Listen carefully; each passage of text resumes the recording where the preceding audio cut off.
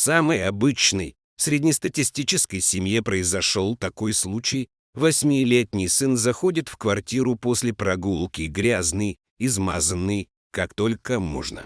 Его, естественно, сразу отправили в ванну. В принципе, ребенок уже довольно взрослый и в состоянии сам помыться, но маму что-то дернуло проконтролировать сей процесс. В процессе мама увидела странное вздутие на лопатке мальчика.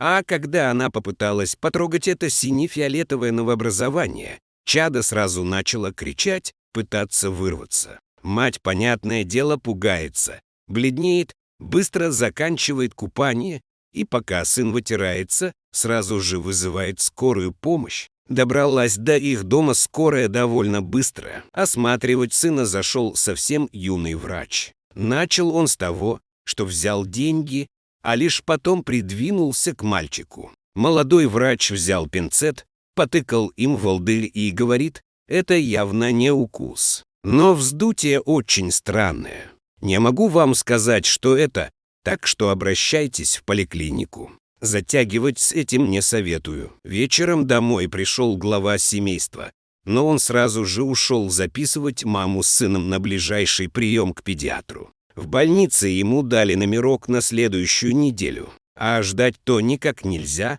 нужно скорее узнать, что с сыном. Вот отцу и пришлось платить за ближайший прием. Придя на обследование, мама с сыном увидели женщину. Она тоже сначала взяла деньги, потом лениво начала осматривать мальчишку, окинула брезгливым взглядом спинной нарост и сказала, это не ко мне. Скорее всего, это онкология. А запустили то как нельзя так. Мамаша. Все.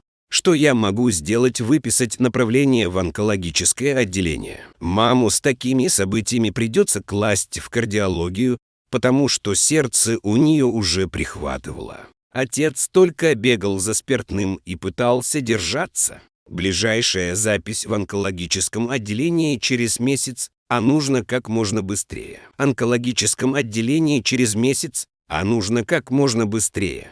Снова пришлось выкладывать деньги за то, чтобы быстро приняли и чтобы быстро сделали анализы. Онколог показался опытным мужчиной. Серьезный взгляд, умный вид и очень плохие слова. Оперировать нельзя, опухоль образовалась близко к сердцу. Я ничем не смогу помочь. Но есть один профессор, который берется даже за самые отчаянные случаи.